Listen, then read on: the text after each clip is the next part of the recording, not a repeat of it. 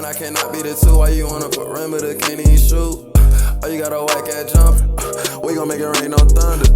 I ain't tryna sit on the phone, tryna. Jaxson Dart is my everything. Well, after the disaster that was Sunday Night Football for my New York Giants, we have decided to name Jaxson Dart as the starter.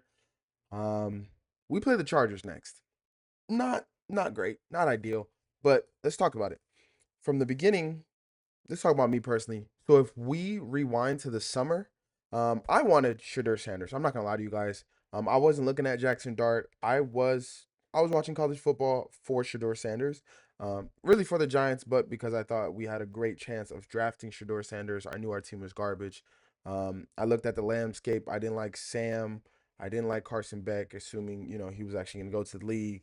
I didn't like Will Howard. A lot of these quarterbacks I wasn't really interested in. Cam Ward, I liked him. I like Cam Ward. I definitely thought Shador was the answer, though. I was watching a lot of Colorado football last year. Um, and I ended up with the conclusion that I wanted Shador Sanders. Obviously, we didn't take Shador Sanders. Instead, we got Jaxson Dart. Now, Jaxson Dart was on my radar because, I have a good friend, shout out Jay Will. He's a Florida fan, JO2. So they're Florida fans. And when Florida played Ole Miss, I was watching that game very intently. And they always talked about Ole Miss and their offense, the coach and all this good stuff, Lane Kiffin, all that good stuff. But Jaxson Dart wasn't on my radar to be my starting quarterback.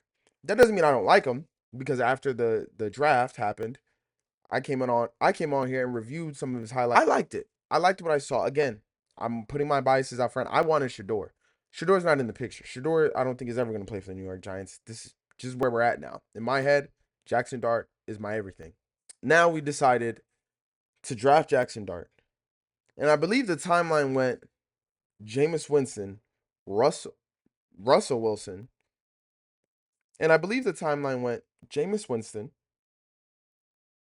Russell Wilson, Jaxson Dart, which I was mad. I thought, okay, if we want Jackson as our starting quarterback eventually, we're going to play Jameis until Jameis goes overboard or the team's losing too much. Boom, now we have Jaxson Dart.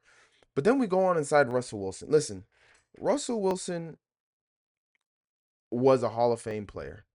Playing for the Seahawks, obviously going to those Super Bowls. If he would have started his career divisional round, beat Peyton Manning, beat Tom Brady, that's a Hall of Fame career off rip, honestly.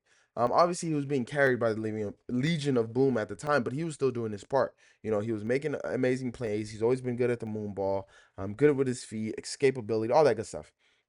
But the Russell Wilson that the Giants got is so different from the Russell Wilson of 10 years ago.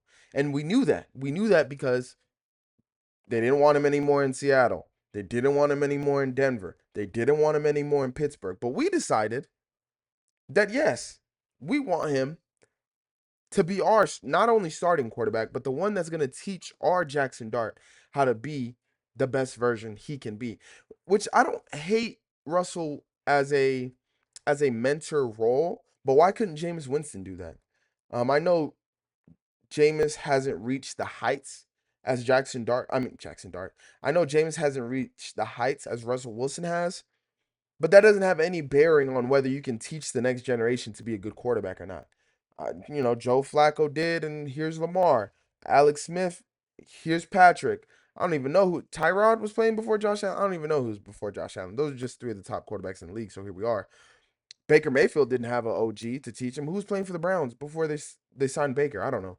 Anyways, Russell Wilson has had character problems, and I don't think he's a character problem now, but he has had character problems in the past. I don't think Jameis Winston. You've looked at Jameis Winston and thought, I don't want this guy leading my franchise. If anything, at least on Twitter, you know what I'm saying? If we're talking about the fans, what the fans want is Jameis Winston. Um, and before I get into it, oh, this is a pimple patch. Just ignore it. Anyways, and before we ever played a snap, I actually convinced myself that Russell Wilson was going to have a decent year. If he could replicate what he did in Pittsburgh or in what he did in Denver, I could live with it. Coach Tomlin saw Justin Fields. They were winning games. He was like, you know what? I want Russ instead, and went the rest of the way with Russ. Obviously, it didn't turn out well, but if Russ could just be mid, we'd be all right. Russ was terrible. And not only was he terrible, there was certain plays against the Chiefs on Sunday night that cost him. I don't think in the grand scheme that two-play sequence, goal-to-goal sequence cost him his Hall of Fame case. But I do believe that those plays, him throwing the ball out of the end zone up the tunnel, and then on fourth down, hitting the uprights, the goalpost, it wasn't, that's what caused us to go a different direction. I feel like if you just didn't do, let's say he threw a touchdown on that drive, we lost to the Chiefs, couple scores. We didn't think we were going to beat them, whatever. But I think it's the fact that those plays were so bad and it looked like he wasn't even trying to score because he was more concerned about throwing a pick. Like he's always thinking about his next job, not the one he's currently playing. Like I don't want to be so bad where I can't get another job, but it's not allowing him to be great in this job. But anyways, that's enough about Russell Wilson and the Giants. Let's talk about Jaxson Dart specifically. I don't love the idea of announcing that. I don't know the ways of the NFL. I don't know if you have to announce this on the 23rd when we got this alert. Why couldn't you announce it Saturday night, Sunday morning even would have been great for Jaxson Dart because we are going up against the Los Angeles Chargers. And listen, when the schedule was first posted, we knew it was going to be rough. Okay, I'm not going to lie to you. We all saw the schedule and we knew it was going to be rough. But the Chargers game, especially with what they've been doing the past couple weeks, looks like one of the hardest games on the schedule. Obviously, we still have the Packers coming up. We still have the Eagles coming up. Twice, obviously, in our division. But choosing to do this after a very tough game, before another very tough game, just seems like a bad idea. If anything, why not start him in the beginning of the season? There was a tweet, I forget by who, it was one of those like parody accounts, really funny. They said, okay, now I'm glad Jaxson Dart got to sit behind Russell Wilson for 3 games, and now he's going to be a better quarterback.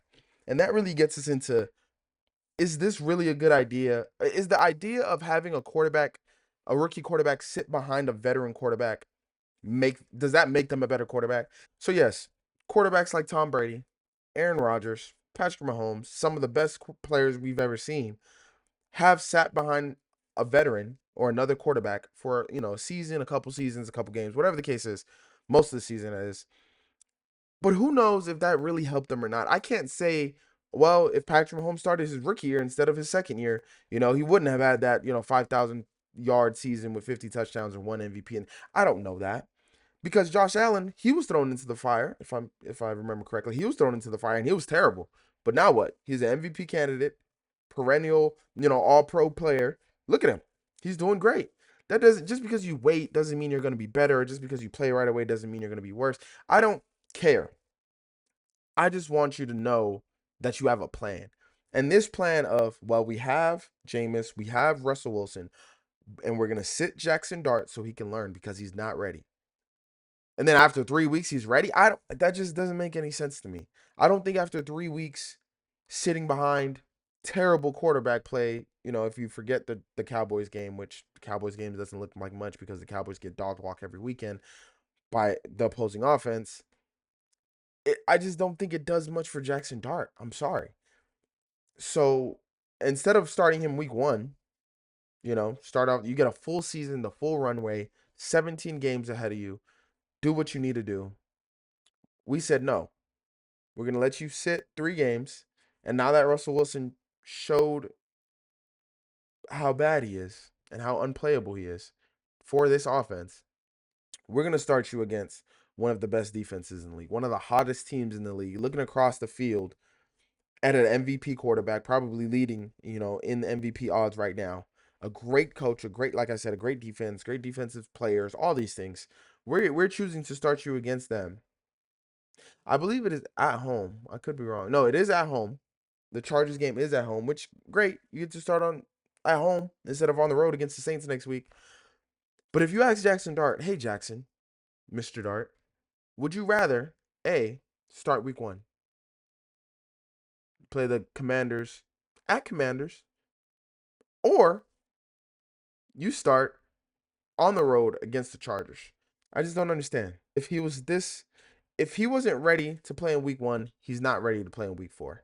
And if you were willing to play him week 4, you should have just played him week 1. I understand rookie quarterbacks can be bad. There's going to be rookie pains. But even if he sat for a year, you run the risk of there being rookie pains because he's still a rookie. He still has never thrown a pass. And I don't know, he's been mixing it in here and there. But first full game starting is going to be a challenge for Jaxson Dart. It's going to be a challenge for Jaxson Dart. And that's all I wanted to come on here and say. I know it's an extended video for just one topic, but really, this is bad. And our defense has not looked great.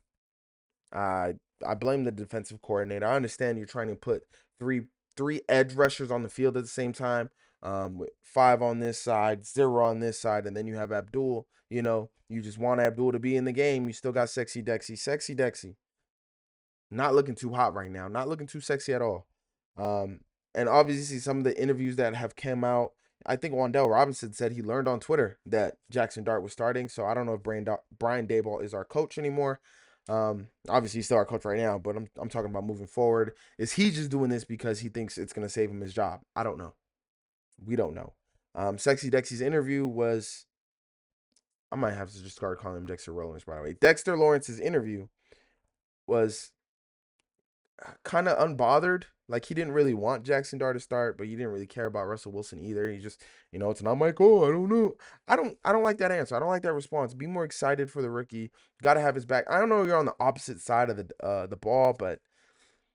And then Malik's interview, people don't like it. I love it. I think that's the answers you need from a wide receiver 1, from a star wide receiver. Just get me the ball. People say, oh, he looks like he'd rather have 2,000 yards than a Super Bowl win. I don't care that my wide receiver wants to just pull up numbers. I literally could care less that my wide receiver 1 is a diva. He wants the ball all the time, yada, yada, yada. That's kind of his position. He's a very dependent player on the football field. His Hall of Fame case is not, and I know we're talking, Hall of Fame, wow, but I'm saying his Hall of Fame case, his contracts aren't based off how good is the team doing right now. It's how many catches, how many touchdowns, how many yards. You know what I mean? Like, that's what matters for a wide receiver.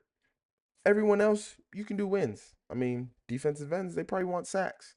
Quarterbacks, they probably want wins. Running backs, they probably want touches. They probably want touchdowns.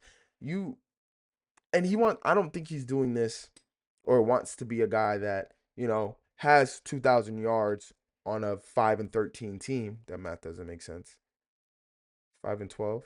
On a 5-12 team, I don't think so. I think he wants his numbers and he wants to win. There's nothing wrong with the wide receiver wanting the ball all the time. And I think, guess what? I'm going to let you in on a little secret. I think he's good enough for our offense to be centered around him, where you can throw him the ball 15 times a game and he'll be effective 15 times a game.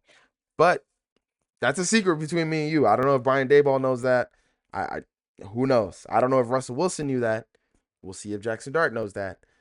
But I'm excited. I am excited. With all that being said, I am excited. I believe this is a new era in Giants football. Whether he plays well, whether he doesn't, the fact that we have another new starting quarterback that we think can be our future.